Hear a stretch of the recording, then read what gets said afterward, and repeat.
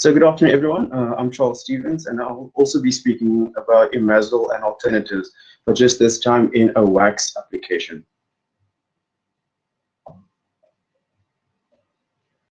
Introduction. South African citrus industry is export-driven and therefore dependent on high-quality fruit.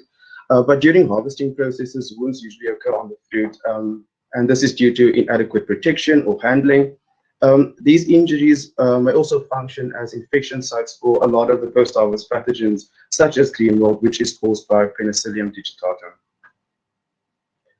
Now, as we know, the South African citrus industry does depend on the use of synthetic fungicides to control these post-harvest diseases.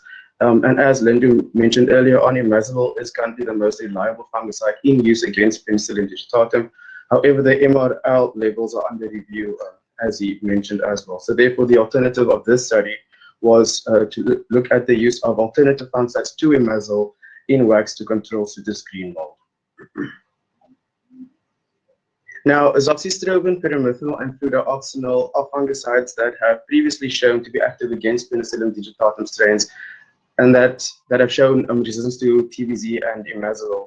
Azoxystrobin has been registered for citrus use in the United States as well as in South Africa. Pyrimethamine has been registered for use since there has been resistance also in older fungicides, and that has been a problem. And then fluoroxanil is also a newly registered fungicide for post-harvest use on citrus in South Africa. So materials and methods: untreated lemon, navel, and mandarin fruits were collected from citrus orchards all over the Western Cape. Then we used one imazalil-sensitive isolate of Penicillium digitatum that was plated onto growth media PDA, and a spore suspension was prepared and adjusted to a final concentration. Then the fruit was treated with pyrimethamine and fluoroxanil at their registered concentrations of 4,000 parts per million and 2,600 parts per million, and azoxystrobin was tested at a concentration of 4,000 parts per million in a food-based sherrick wax formulation, and this was done on a commercial waxing applicator. These fungicides were then used as single treatments, so they were tested individually as well as in combination with one another.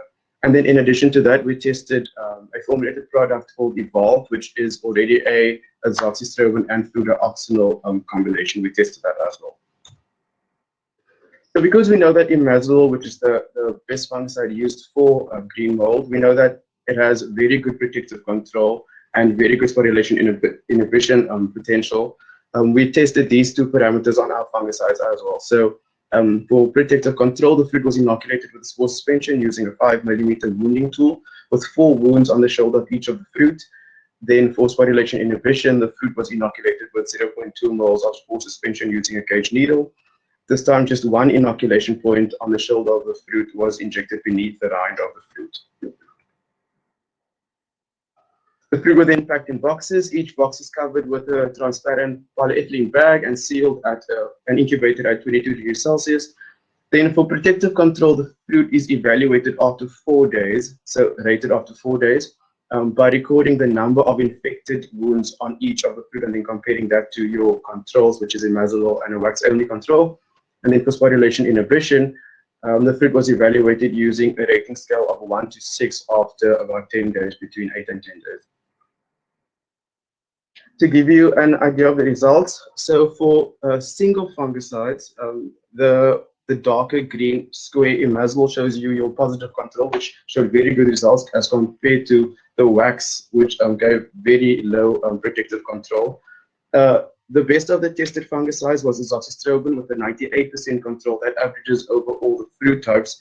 It's then followed by fluoroxanil with 83% control and pyrimethamine at 63% control. And visually, to give you an idea, you can see that imazalil and azoxystrobin, they do not differ significantly, as azoxystrobin had very good control, especially when you compare it to the negative controls of a wax-only and pyrimethamine treatments. Then for the results, obtain this individual fungicide applications by testing this time for sporulation inhibition. Once again, you see our imazalil and wax control treatments. This time, fluoroxanil proved to have the best sporulation inhibition with 83%, so it inhibited about 83% of the spores, followed by azoxystrobin with 63% and pyrimethamine with 54%. And then once again, you can see visually here, if you compare imazalil and fluoroxanil seem to have done even better than imazalil in this case, but they still do not differ significantly. And then especially when you compare them to the treatments that didn't work as well, which is pyrimethanol and then a negative control of a wax-only treatment. Then the results obtained for combination fungicides testing for protective control. Here we see that, again, imazalil and our wax-only controls are shown. Here, azoxystrobin and fluoroxanil proved to have the best protective control with 98% control. It's then followed by fluoroxanil and pyrimethanol combination at a 92% control, and then pyrimethanol and azoxystrobin combination of 87% control. So all of these combinations gave pretty good results actually. Visually, when you compare imazalil, you can see there that azoxystrobin and fluoroxanil had almost zero decay on them, as well as fluoroxanil and pyrimethanol and a pyrimethanol azoxystrobin combination. All treatments did pretty well. Then finally, a combination fungicides by testing for sporulation inhibition. Once again, an azoxystrobin and fluoroxanil combination had the best sporulation control with a 93% control. And then fluoroxanil and pyrimethanol follows with 72%. And then pyrimethanol and azoxystrobin at 60% control. This also sort of matches what Lindu said earlier on with fluoroxanil and a pyrimethanol combination. Then once again, visually, you can see that azoxystrobin and a fluoroxanil combination had not even white mycelial growth on the fruit, whereas imazalil did, but still showed no sporulation. Then, as mentioned earlier on, we also tested the product Evolve, which is already a azoxystrobin and fluoroxanil combination, and it also gave very good results for protective control, 98.5% control, and sporulation inhibition, about 88% of spores were inhibited. Then just to summarize everything, the results, azoxystrobin for individual applications when the fungicides are used on their own, azoxystrobin has very good protective control and good sporulation inhibition, whereas fluoroxanil has very good sporulation inhibition and good protective control. Pyrimethanol, not as good as the first two, but also having medium control and sporulation inhibition. Then for combination applications, combining fungicides, azoxystrobin and fluoroxanil was very good for both sporulation inhibition and protective control, whereas fluoroxanil and a pyrimethanol combination was very good as well for both parameters. Then pyrimethanol and azoxystrobin had a medium sort of sporulation inhibition potential and protective control. But it did very well as well. And then finally, Evolve, the tested product, also had very good sporulation inhibition and protective control potential.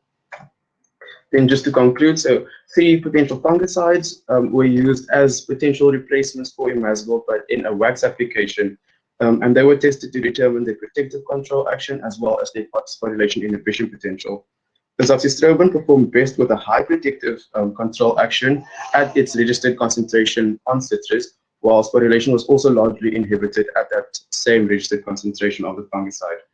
Then for combination fungicides, treatments with azoxystrobin and fluoroxanil performed the best for both protective control as well as sporulation inhibition.